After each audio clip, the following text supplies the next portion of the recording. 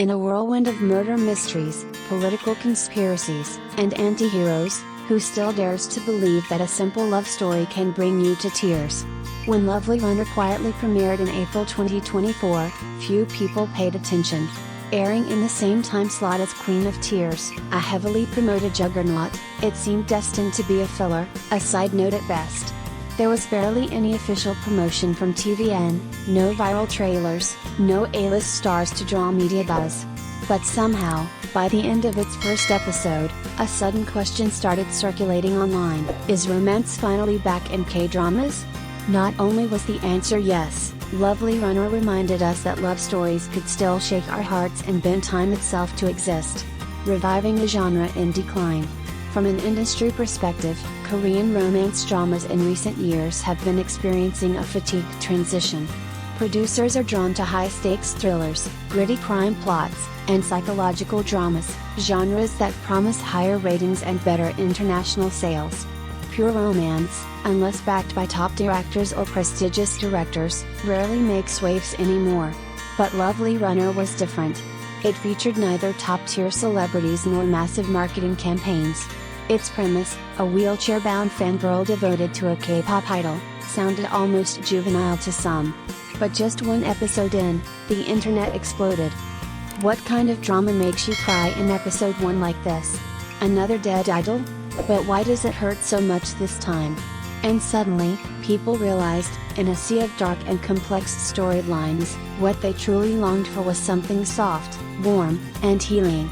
Death, time travel, and the gentleness in desperation. The first episode cleverly sets up a deceptively simple world: Imsal, a girl in a wheelchair, quietly living with fond memories of her favorite idol, Woo Sun-jae. At first glance, it seemed like another fangirl fantasy. But then came the twist: after briefly crossing paths with Sun-jae after a concert, she learns he has died, and in a shocking turn of fate, she is transported back to her high school years, face to face with the younger Sun-jae. But the real kicker isn't the time travel, it's the revelation that Sun-jae had loved her all along. There are no grand declarations, no over-the-top dramatic kisses. Just quiet gestures, thoughtful glances, and the aching feeling of two people trying to protect each other from forces greater than themselves. According to Professor Park Jin-sok, a Korean pop culture expert, Lovely Runner taps into what he calls post-crisis emotional healing. In a recent conference on shifting entertainment trends, he noted, post-pandemic and amidst global instability, viewers are turning toward sincere, slower-paced stories. The emotional gentleness of dramas like Lovely Runner makes people feel like they no longer need to rush. Love that doesn't scream, but endures. One of the most groundbreaking aspects of Lovely Runner is its refusal to follow conventional romance tropes.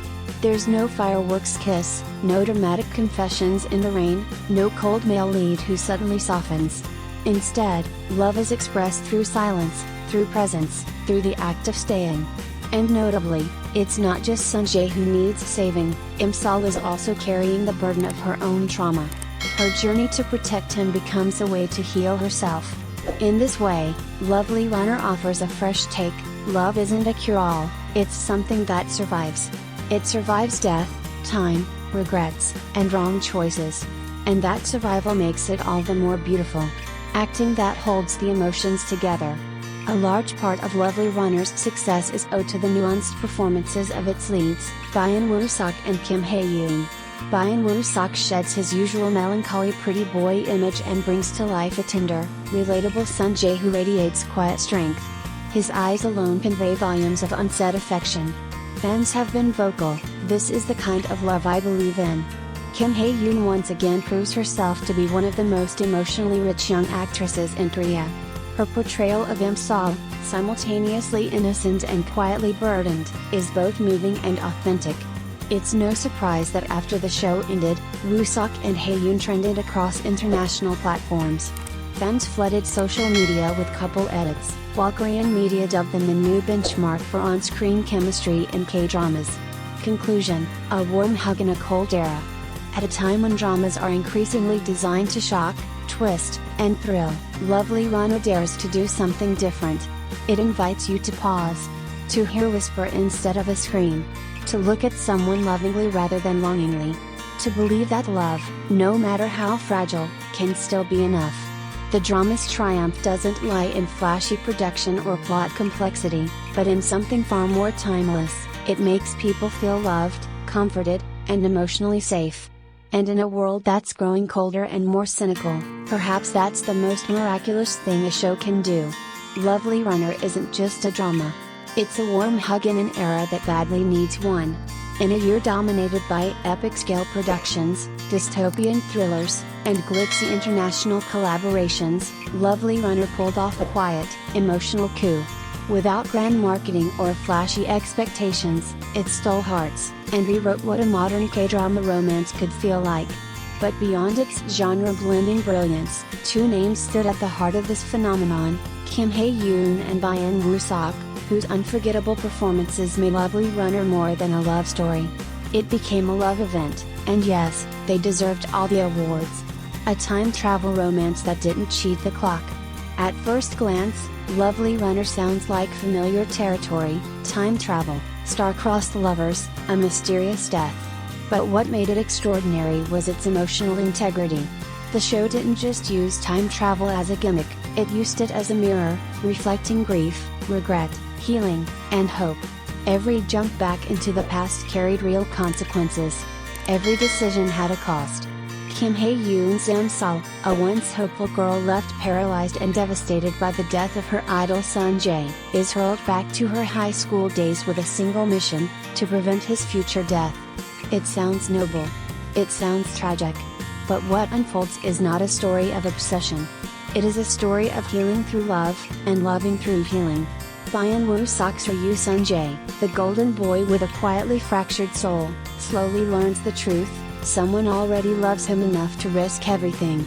Not in dramatic declarations, but through everyday courage. Award-worthy acting that redefined on-screen chemistry.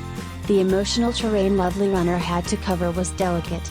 From first crushes and slow burn longing to trauma, loss, and fate-defying courage, no moment felt wasted.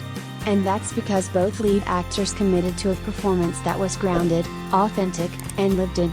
Kim Hye-yoon has long been admired for her versatility, but as Sol, she took subtlety to a new level.